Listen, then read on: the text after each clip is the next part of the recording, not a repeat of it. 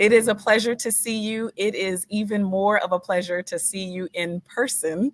I got a chance this past spring to spend some virtual time with many of you, except for those of you who are new to the campus. My name is Dr. Jennifer Brown.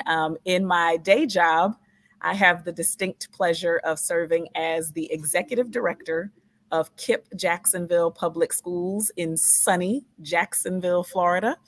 That is a network of free college prep charter schools, and we serve students in kindergarten through ninth grade this year. We have 4 schools that educate nearly 2,100 students. And in the next 5 to 7 years, we will grow to educate about 4,000 students. 95% of the students in my schools are Black, which makes me being here with you even more special. You are what I want my students at KIPP Jacksonville Public Schools to become. So I am so excited to get to spend some time with you this evening. Even more excited about our special guest, Dr. Nicolas Pearce, the author of this amazing book, The Purpose Path. We're going to spend some time talking with him tonight. And I'm just super excited to be able to be here with you all. So thank you so much for having both of us. I want to jump in with Dr. Pearce and first of all, have him do a brief intro and have him tell you where he is joining us from. Dr. Pearce, a pleasure.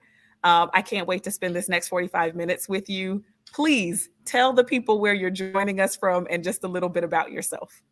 Excellent. Well, thank you, Dr. Brown. Good evening to all of you scholars. It is a delight to join you from surprisingly warm Chicago, Illinois. I wish I could be on campus with you all today and hope that before all is said and done, that we'll have the opportunity to meet face to face. But it's truly a joy to be in your company.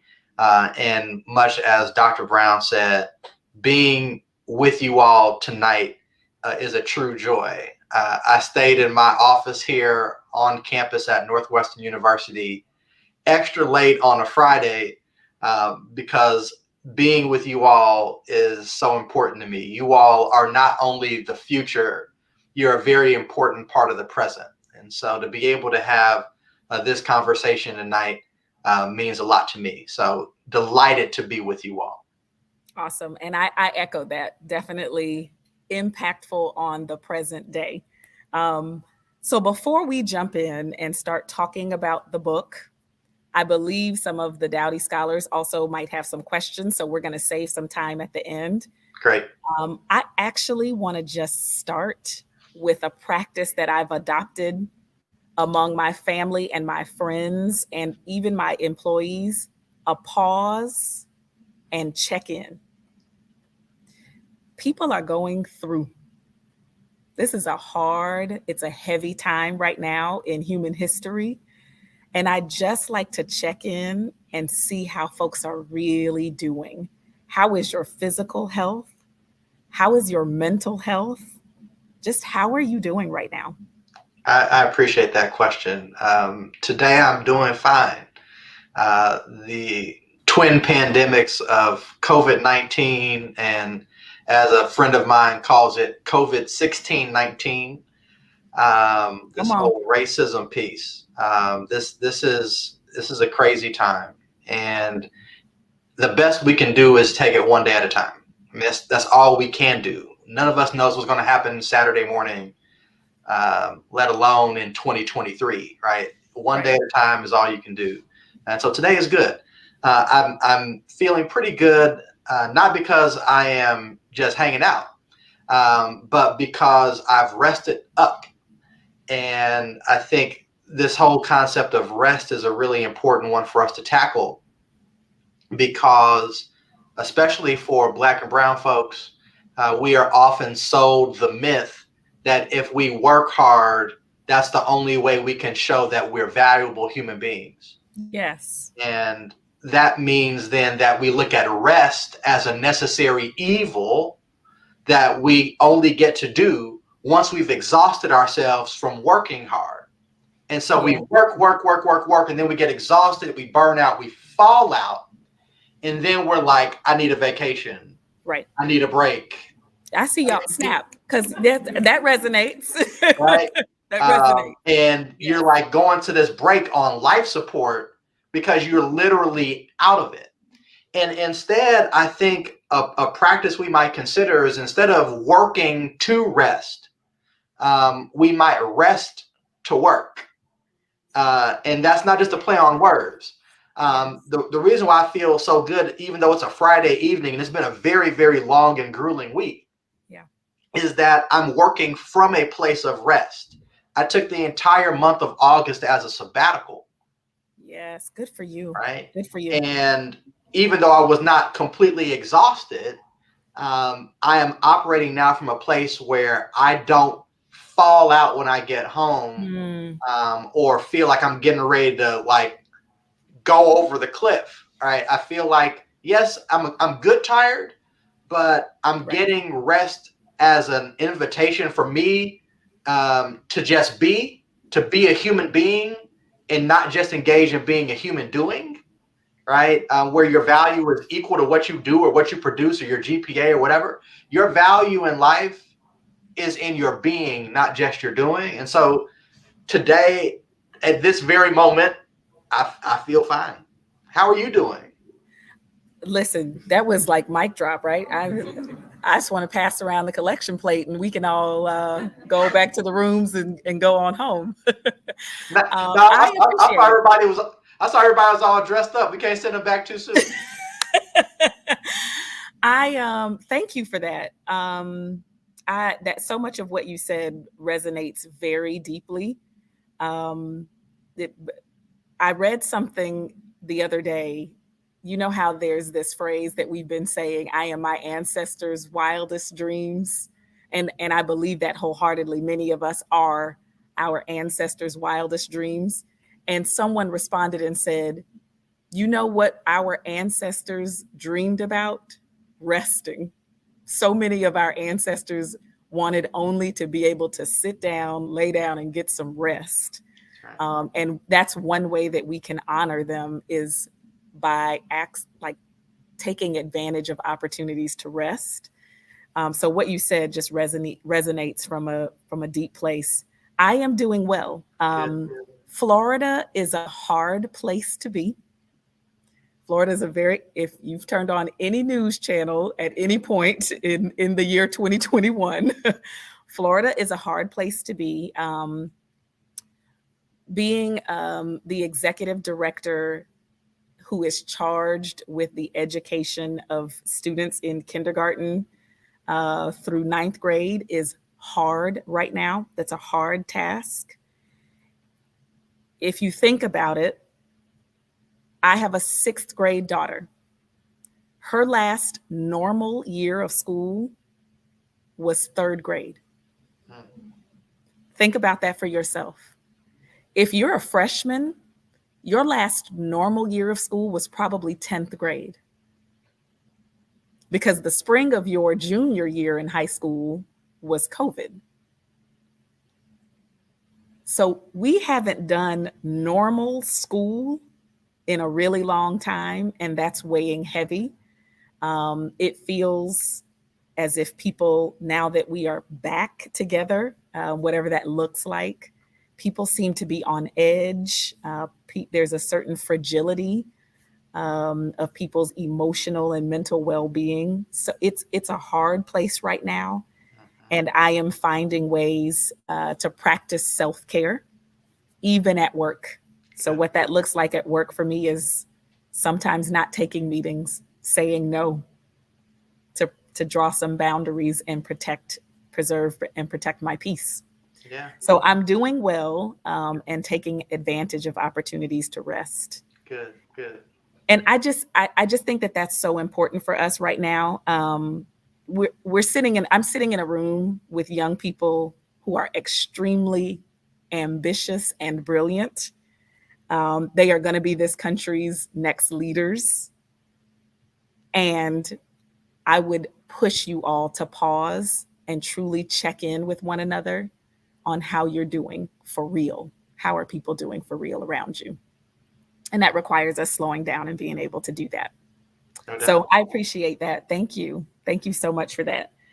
So I also want to congratulate you. I was on LinkedIn and saw that you recently were honored by the Aspen Institute. Let's give him a round of applause. Thank you. Um, yes, yes. You won an award called the Ideas Worth Teaching Award. Can you tell us a little bit about that? Sure. It's a phenomenal honor. It was very humbling.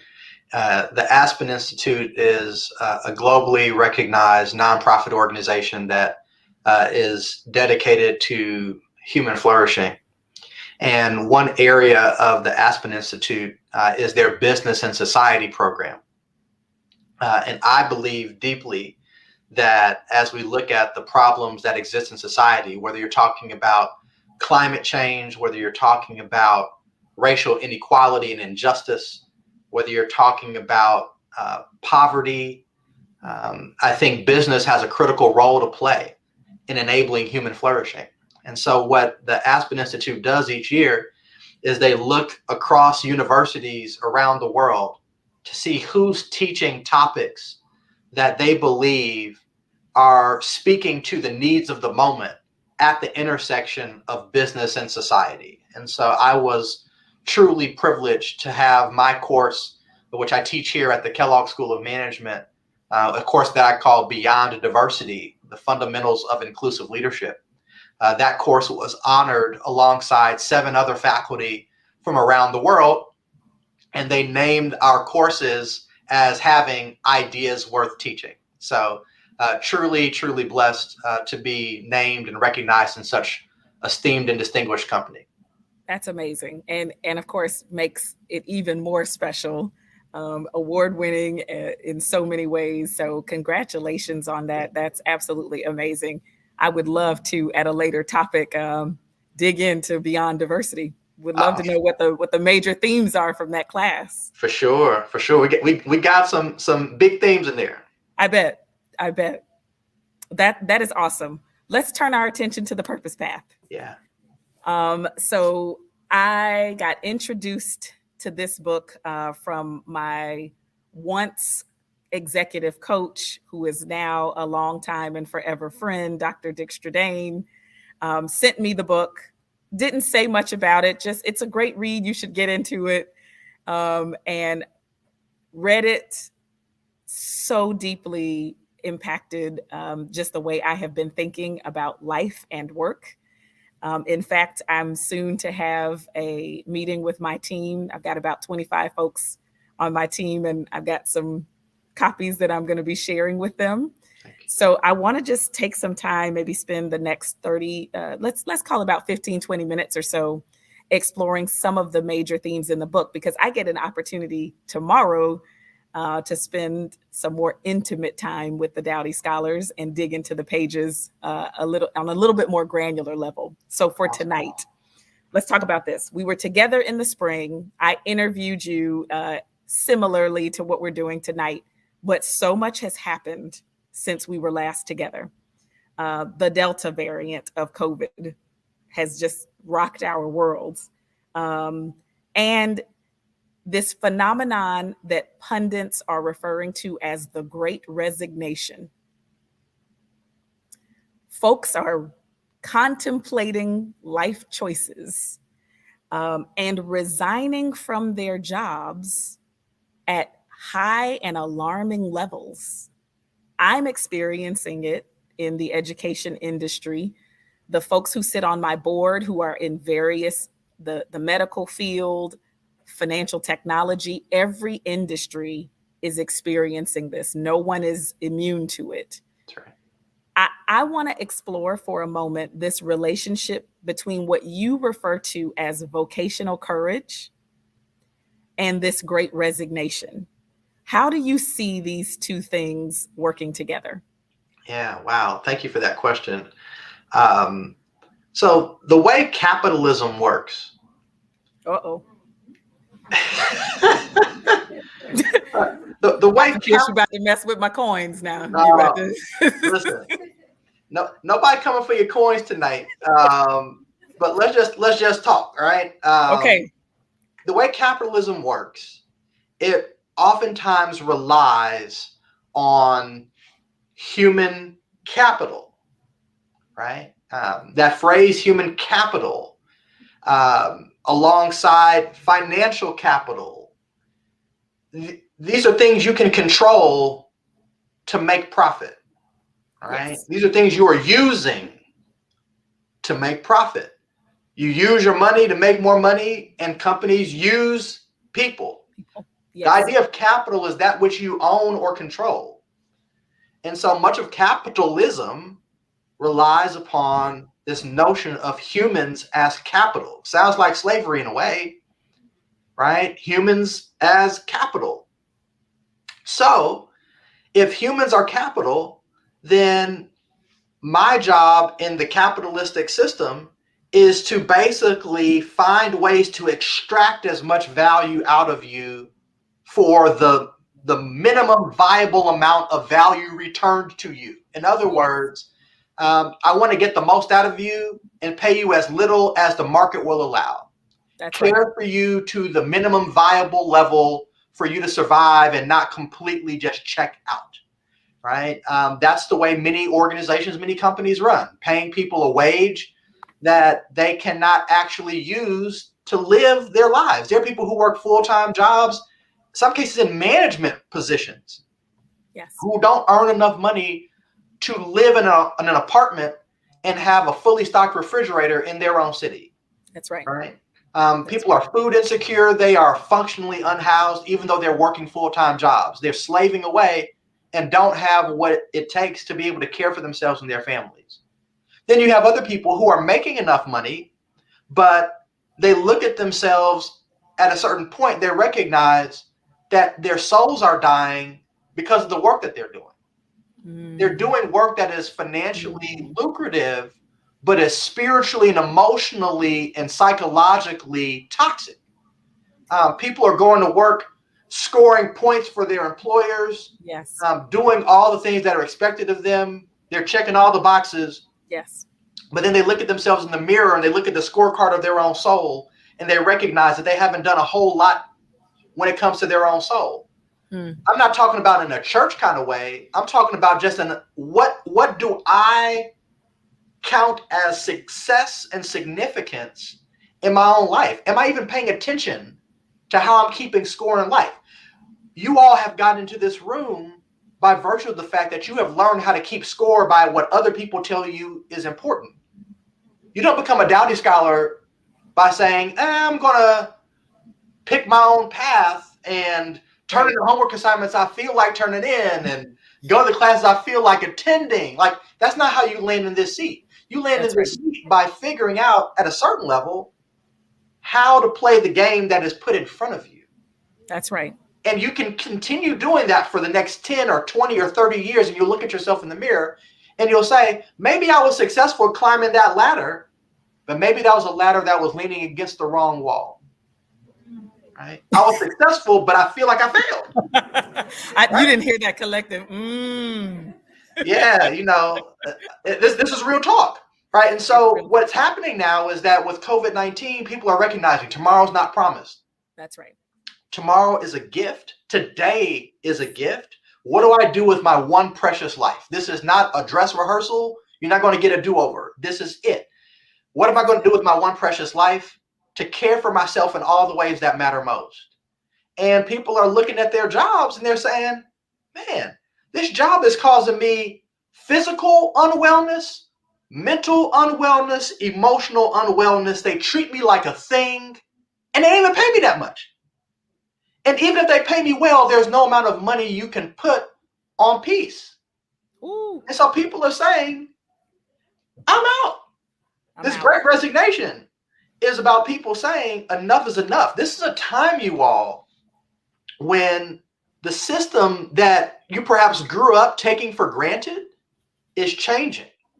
Yes. The rules of the game are changing. People talk about they want to go back to normal, whatever pre-COVID normal was, Yeah. not happening. That's right. It's not That's right.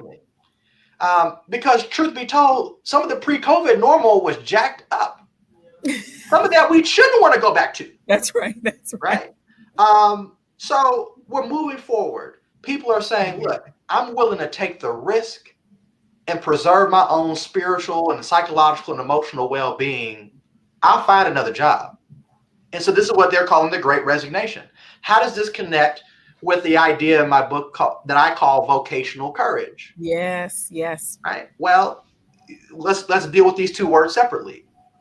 Vocation, in American vernacular, has often been reduced to this notion of a blue collar trade, or craft kind of job. And that's not what vocation is. Now, I have nothing against blue collar trades at Right. all. My That's great right. great grandfather was only able to get a second grade education, because he had to care for his family at a young age. So I'm not suggesting that those of us who come from households where our parents didn't get to pick what they want to be when they grow up are somehow on the wrong side of this. That's not That's what I'm right. saying. I'm That's just right. saying vocation is not equal to that. Vocation actually comes from a Latin word that means calling. Thus, the idea of vocation is not even just what career you pick. The word career comes from a French word that means racetrack. And if you ask some of your Mhm. parents and aunts and uncles and older siblings, they'll tell you sometimes being in a career can feel like they're on a hamster wheel, That's right. going around and around in circles. Those of you all who run track, you know this. You start the race and you finish the race in the exact same spot. And while you may get a medal for your effort, you don't see the progress. You stop in the exact same spot you started. Vocation is bigger than career. Vocation is about your life's work. What is your why? Mm. Why are you alive? And what are you going to do about it? And that's where the courage piece comes in. Vocational courage is about having the commitment to faithfully pursuing your unique why, your unique life's work. This requires clarity on what your why is. And I hope that the book can assist in that process. But clarity is only half the equation. Courage is the other half. Courage is I'm willing to make the tough choices to connect my soul with my role. I'm willing to Mm. make the hard choices to connect what I do every day with what I feel like I'm called to do with my life. And you're in a really great position to be on that journey as Dowdy scholars, because education at its best should be preparing us not just for a job that we can get paid to do. Our education should be preparing us, you all, to do the work with our lives that we can't die without having done. Mm. Right? And when you think about Mm. education that Yeah. way, nobody has to motivate you to go to class. And no one has to tell you why is this class important. Because you have a vision for what you're trying to do with your life and how this education is It's a part equipping of that. you, preparing you, positioning you with the skills, the knowledge, the connections to be able to execute on your life's work credibly and excellently. And so that's the connection. You won't find yourself stuck in the great resignation when you recognize that your employer is not just employing you to do a job for them, but you are employing them to give you a platform on which you can accomplish your life's work. That way, That's yes. you're living free. You're not on autopilot. You're living free. And then you will truly be your ancestors' wildest dreams. Not just Yeah. resting, but being free. That's so good. I There are so many nuggets in what you just said. Um, I want to pull out. You're not too young, even if you're in your freshman year. It's not too late if you're in your senior year and you'll soon be going into the workplace, to start thinking about who do I want to be rather than what do I want to do. You talk about this in the book. and how this group of students avoids in 10 years, 15 years, being on that hamster wheel and becoming a part of what might be the second great resignation. They're not too young to start thinking about that. What does that look like in practical terms for Dowdy scholars on the campus of North Carolina A&T University? Yeah. What are you majoring in and why? Now, I know some of y'all are like, look, I'm a senior. Like, Too that ship late. has sailed, I'm bro. not staying here another year. Like, this is really interesting. Please miss me with that.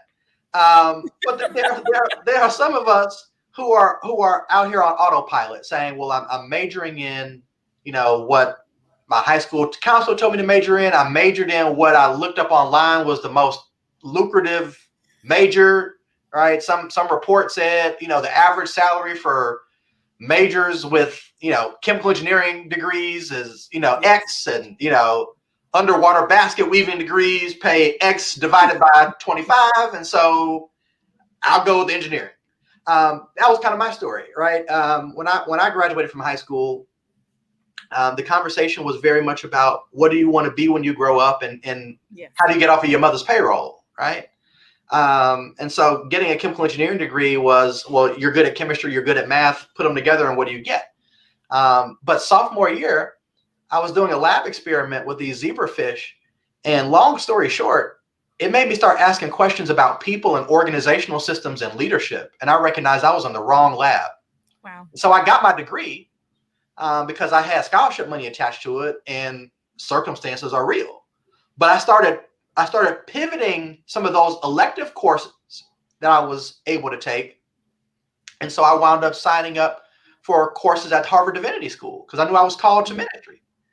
And I started taking classes at the Sloan School of Management at MIT, which was ultimately where I got my first foray into organizational behavior, which I didn't even know it was a thing before. And I started studying how organizations function. And then I saw, well, maybe I could get a PhD in this. And that's how I became a business school professor, in part. That's the short version of the story. Wow. So this is just about being intentional about what you do, being intentional about your internship opportunities, being intentional about the courses you take, not being on autopilot. Now, I get, for those who may be later on, you're like, well, what about me? It's not too late. You may have your major sewn up, and you do want to get out of school and start making money and not be on the broke bus. I'm here for that. You try to get off the struggle bus. But how you even choose what career path you take can be very important. Yes. How you make choices around where you're going to spend your 40, 50, 60 hours a week. Are you being intentional? And here's a piece of advice that I received from a professor at Harvard Business School named Francis Fry. Francis brought a bunch of rising seniors into her classroom, mostly black and brown, and told us black and brown people too often rely on the security of brands to validate them. Don't Say it one rely more on the time. security of a brand to validate you. Which You are brands? smart. You have options. You don't need to work at the fanciest brand name company just so Gotcha. you can feel good about yourself and go home. Go to a place that you can grow, thrive, and flourish. Right? And So that's a decision you can make, even if you're late in the game. and I wonder if our pursuit of that is because for so many years we were denied access to some of those things. But to your point, it's not worth it to compromise peace of mind, worth, feeling as if your worth is valued, to chase that brand, that company name. That's That's right. big.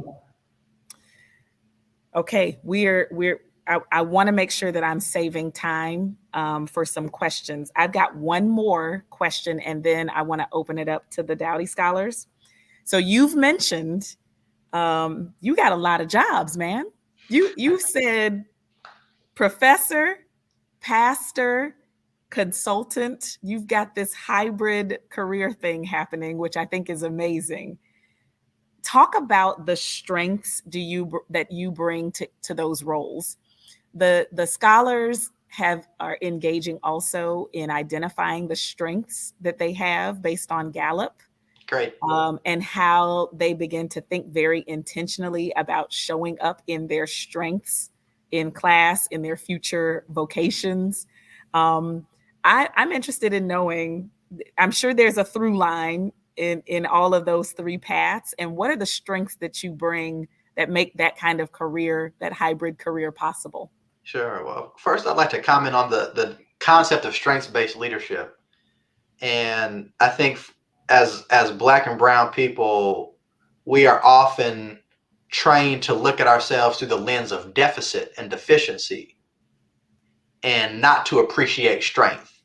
Yes. And if we actually take stock of our strengths and appreciate them, then we are viewed as being arrogant and not being humble.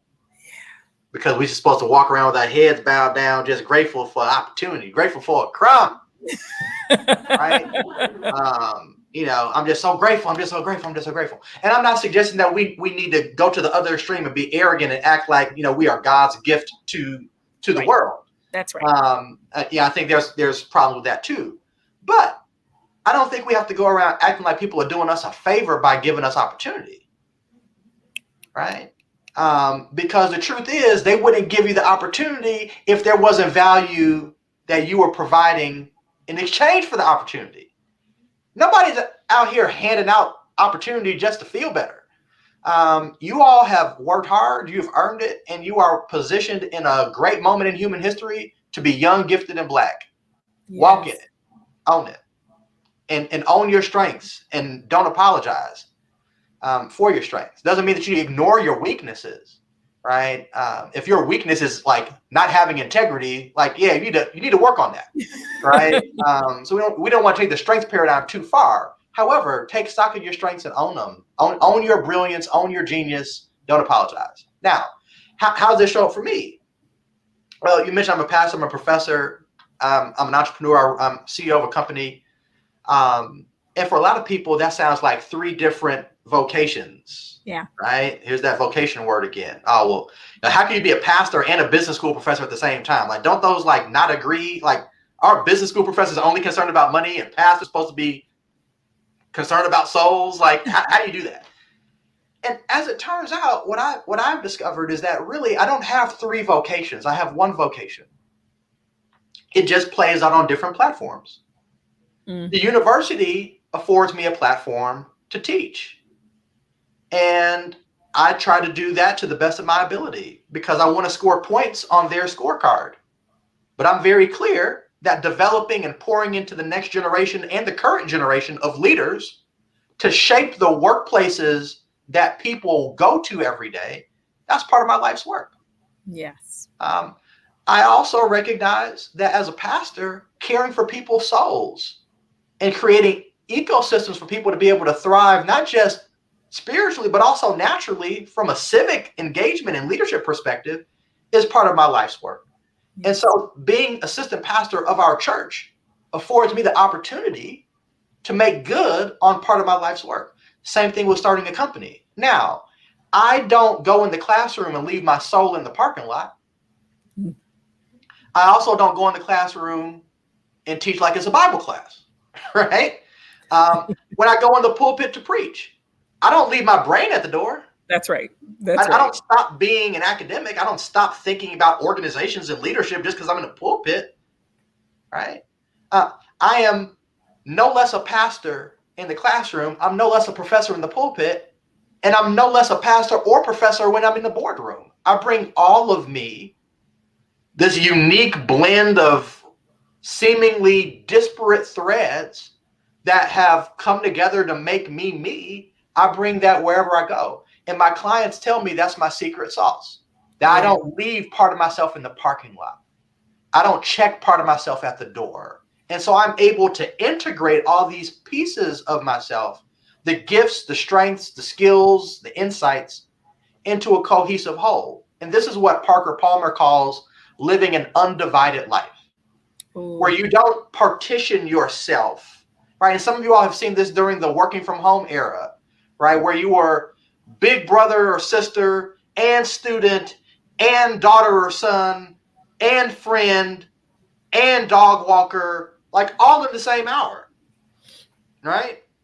You got to make sure your little siblings stay focused on Zoom school, but you're trying to stay focused on Zoom school, and your mama is trying to, like, it's a lot going on. And so instead of trying to partition yourself, what we're seeing is that people are trying to live more integrated, more whole lives, right? Where they're not trying to balance pieces, but they're trying to live whole. They're trying to live integrated. And so my hope is that in whatever professional path or paths you choose, you'll be able to look at yourself in the mirror every day and say, you were authentic, you were true to you, not in a kind of I'm dismissing other people and I'm just going to do me kind of way, but that you were being authentic to the deepest, most critical, most essential part of you. So good. That is so good. All right. I want to give them a chance to be able to ask you some questions. So I believe there are microphones available if you have a question for Dr. Pearce. I would say take advantage of that. I also have some questions that are coming up in a chat. So if there aren't live questions from the scholars in the room, I'll go to this. But I do want to just give a moment. I think I see a hand raised. Yes. Okay. How do we? Would you like them to just in your loud and proud voice? and I'll translate for Dr. Pearce if you can't hear off the camera. All right, can you hear me a little bit? I can be kind of loud if I need to be louder. I hear you very faintly. Okay, well, this will be. I got you covered. So my question is in regards to vocational courage. Vocational courage. I see a lot of people trying to monetize their hobbies. They think that trying to monetize hobbies. So I can make money at this, but sometimes they take that and they're like, they start doing it and they realize they shouldn't be doing it as a gig for them to be able to sustain themselves. So how do we go about avoiding that trap of trying to monetize the stuff we're good at and separating that from being kind of our vocational cause and just being a regular hobby? That's a great question. You got a great question. That's a really good question. I just had to turn up the volume of my speakers, but I can hear you clearly now. Excellent question. So monetizing what you're good at is kind of the traditional path of job or career, but that often leaves the question of, is it contributing to human flourishing, and is it meaningful to you? Then people kind of rotate to passion. And I actually am not a fan of working your passion. I'm not saying that you can't be passionate about your work, but when you try to make your passion the kind of central piece of what makes you go to work, that's really about what makes you happy. And what I find is that when people organize their lives around what makes them happy, they tend to avoid the kind of painful circumstances that are actually most helpful in making them better people. So if we organize our lives around avoiding pain, what we might actually be doing unwittingly is organizing our lives around avoiding purpose. Come on, Pastor. So we might not want to go down that path.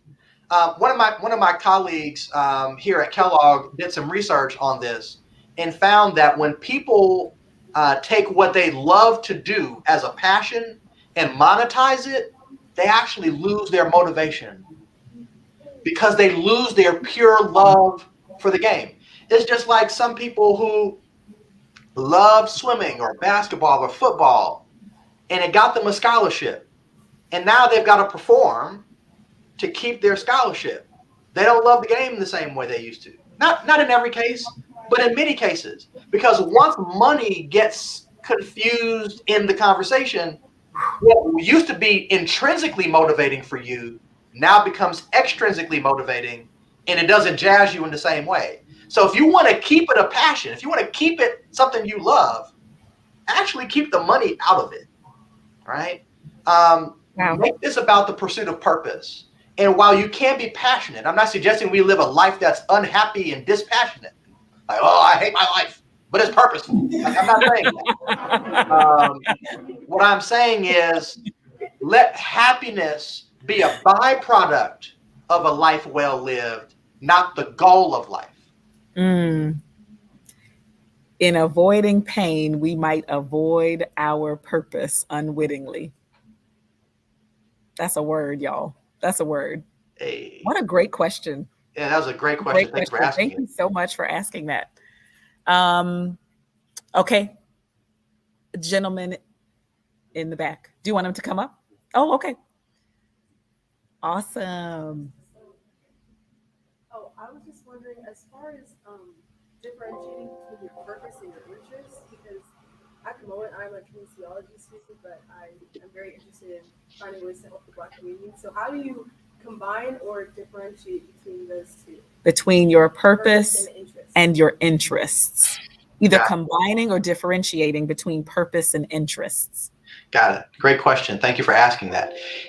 Interests can be helpful as you think about what your purpose may be. What questions or problems really bother you that you are intrinsically interested in trying to get to the bottom of solving? What puzzles in society are fascinating to you? Is it solving for climate change? Is it solving for people's mental well-being? Is it solving for how we get more electric cars on the road? I don't know. Is it solving for cancer because you've had loved ones pass away and you really want to find a cure to cancer because you're motivated, you're interested? That's fine. Interests are fine. It's important, though, that we reconcile the fact that our interests, if they are not pointing us in the direction of enabling human flourishing, are not the same as purpose. Right? Purpose is a question that people have been asking for millennia. What's the purpose of human life? And some people have been like, oh, the purpose of humanity is to just be happy. Some people are like, the purpose of humankind is just to perpetuate the species. That's kind of boring. Because there's some people who can't have kids or don't have kids or don't want to have kids or haven't had kids yet. And so if that's the purpose, then is all this just kind of like a warm up? Like, I don't think so. I think one of the definitions of purpose that I resonate with most closely is Aristotle, who talks about this idea of eudaimonia or human flourishing. And sometimes our interests can be very selfish, and there's nothing wrong with that. Like, nothing at all. You don't have to apologize for that. Self-care is fine. But don't confuse that with purpose. Our purpose, I believe, has to be in some way linked to human flourishing. And let me add one last point on that. Sometimes we think human flourishing means it has to be global. It has to be big. It has to be blue badge next to my name on social media to prove that I've got followers. I've got squad. I'm official. I'm verified. It doesn't have to be that. Sometimes people is not better. Sometimes people are public successes, but they're private failures. So don't confuse scale for significance. Right? You can be doing amazing work with your life and have deep meaning to 50 people. And that's okay too. That you got a lot of snaps and mms on that one. That was very good. Thank you. What a great question. Another great question. Excellent question. We got two more questions. Hello, my name's Jonathan Chapman. Can you hear me all right? Can you hear Jonathan? Speak again, Jonathan. Can you hear me all right? I can hear you now. All right, cool. So you spoke about how your vocation encompasses like different paths, and when you're speaking about that, you actually mentioned you majoring in chemical engineering, and I myself am as well. So I was really attentive to when you were talking about that, and I feel like I'm discovering that myself, where I'm on a lot of different paths that might all like be encompassed under one vocation. So my question really is, I feel like it's really hard when I'm on all these different paths to remain present in that moment. How do you suggest go about feeling fulfilled fulfillment in achieving your vocation if you're always thinking about the next path when you're trying to be present in one path? Wow. Wow, that's a deep question. It is a very deep question. Snaps for you. Um, Wow. if you're always caught up in the next thing, then you're not going to be present in the moment. And you have to make some decisions about being present. Now, there are a lot of people. I remember when I was in college, I loved my advisor, but one of my advisors told me that I need to have a 10-year plan. And the point was, if you fail to plan, you're planning to fail. All right. And so you need to have a 10-year plan of where you want to be and what you're going to do. And you kind of backdate it, 10 years from now, here's what year is going to be. And here's what I need to do this year to get to the next year, the next year, the next year. And that was overwhelming. And if there's anything we've learned from COVID, the race is not given to the swift. That's right. Or the battle to the strong, but to the one who endures. That's right. This is day by day, just like keep showing up. And so part of it is releasing yourself from the pressure to have it all figured out. Oh yes, please let that settle in your spirits.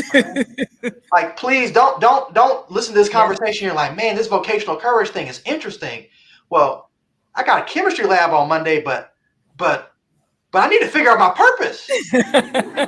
Right? And so you write that in your little planner. You're like, by Monday night, I must have my purpose figured out. Parker Palmer said this. He says, vocation is not a goal to be achieved. It's a gift to be received.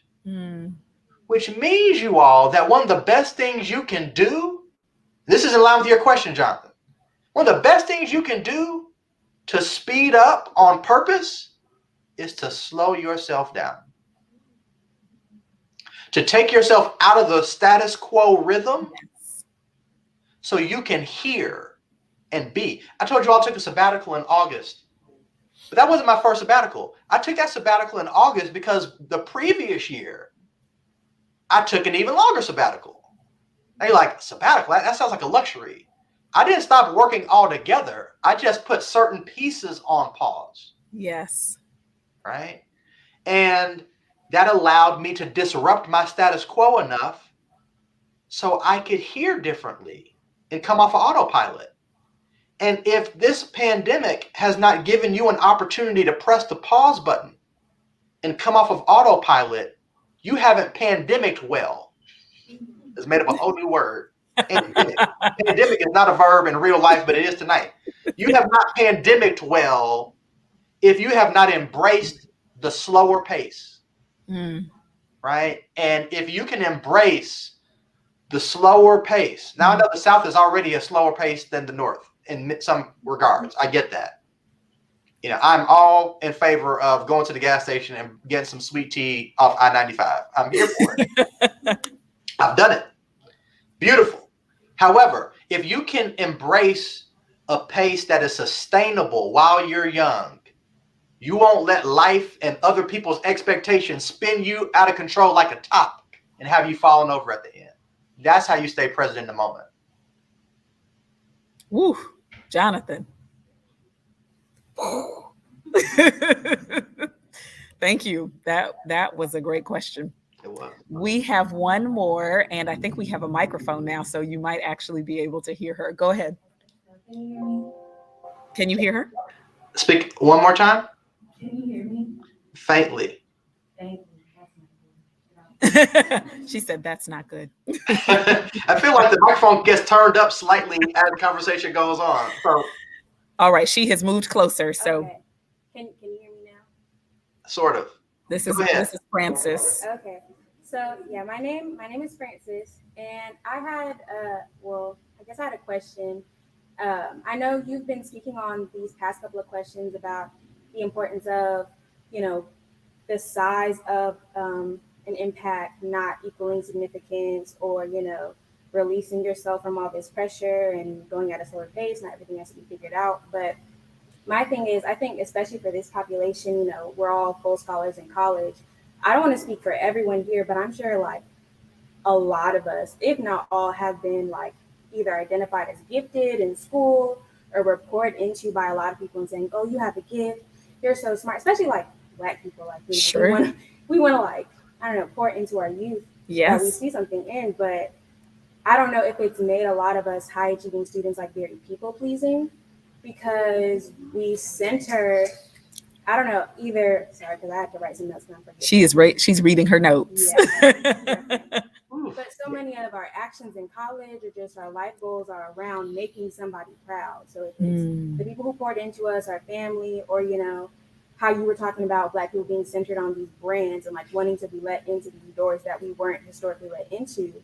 But I think that's very antithetical to everything you said before about kind of this freedom from this capitalistic hamster wheel and vocational freedom or courage. And so I just wanted to know, like, I know you talked about the importance, but how do we get there? Going from people pleasing to living in your true self and like getting to your true purpose that encompasses human flourishing. They are just OMG. Yes, Francis. Yes, yes, Francis. Mm. Deal with it. Deal with it. Let's talk about it. So you talked about the gifted piece. I'll just tell my own story, my perspective. So I was that kid. In Chicago, we have this kind of selective enrollment system. I never went to the school at the corner from my house. There was a school literally less than 1 block away from my house, and I went there a total of 1 day because the school bus didn't pick me up, and I wanted to have perfect attendance. You had to show up to somebody's school to get attendance credit for the day. I never went to my neighborhood school because I was in the gifted box, and I had to be bussed into some other neighborhood where the good schools were located. And then I got bussed to middle school and high school at a place called Whitney Young, that you may have heard of because Michelle Obama graduated from Whitney Young several years ahead of me, by the way, but still the same school. And at Whitney Young, the conversation was not about are you going to college? It was which college are you going to? Right. Right. So I get that. At the same time, I recognize that there is a point at which all of your gifted and talented and developmental excellence have to be used on purpose and with purpose. And you will get to the point where the next step is not so obvious. All right. So perhaps for you, college was like going to 13th grade.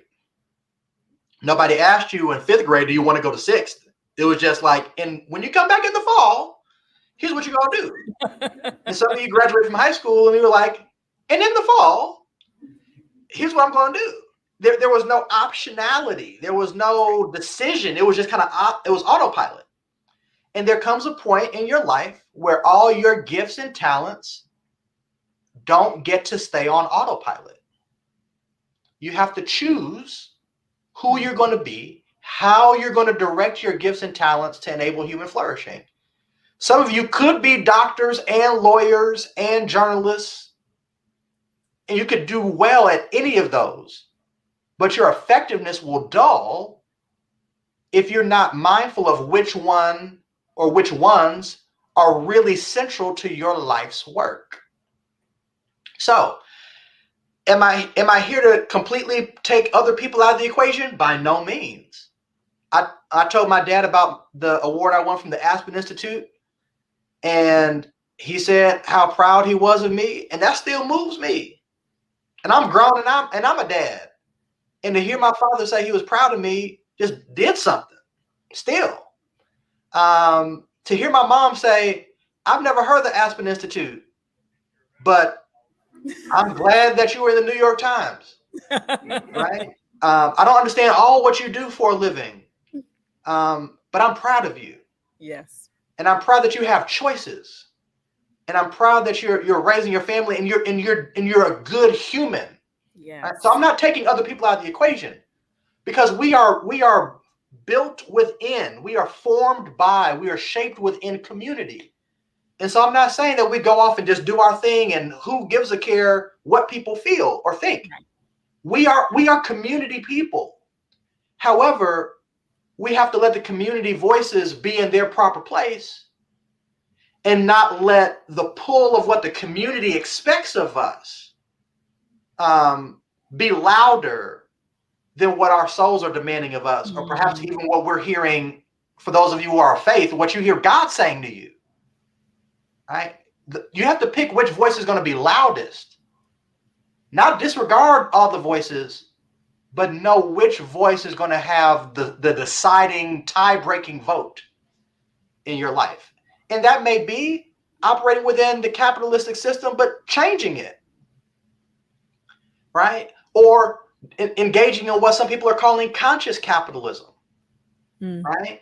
Where you're going about it a whole different way. You're playing on the same Monopoly board, but you're playing by a different set of rules, right?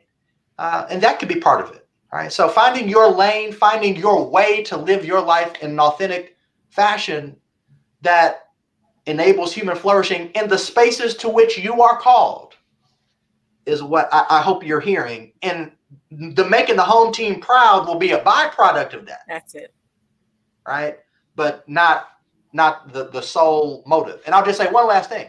Sometimes you may have mentors around you who really mean well and want to steer you into a particular expression of living your life's work. And if it doesn't feel authentic to you, take the advice as coming from a good place, chew the meat, spit out the bones, and respectfully disagree to be bound by their definition of what they've seen. They may really mean well. Your parents may be trying to live vicariously through you and fix the things they didn't quite do well through your life.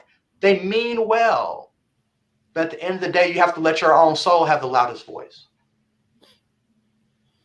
Ooh, these questions. I was not ready. I was clearly unready. Sitting over here rocking like I'm in church, like, woo. I am so appreciative that they are thinking so deeply already at this point in their lives. I assure you, I was not thinking this deeply at the same point in my life, and man, many a day I wish I were. We don't have a relationship, and I am still very proud of you and being able to sit in this room with you, knowing if you are grappling with these kinds of questions now at this age, you are going to be a force to be reckoned with. You already are a force to be reckoned with. I can't wait to see what it is you do with your life in the coming decades. I feel the same way. They're amazing. They're absolutely amazing. I'm proud of y'all. I only seen you all from like 500 feet away, right? But I'm proud to know that Black excellence is not dead. Alive and well. Alive and well. Keep alive shining. And well. My heart is full.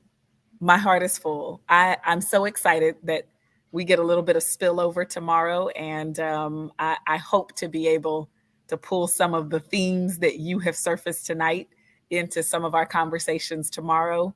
But I just want to end with gratitude to you.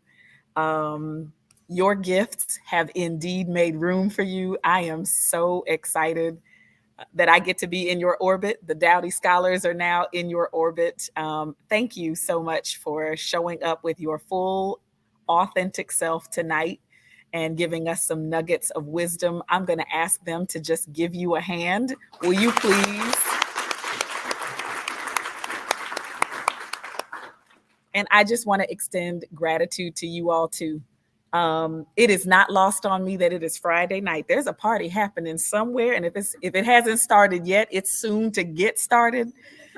You could be anywhere on a Friday night, and probably there's a little bit of requirement attached to the fact that you are here.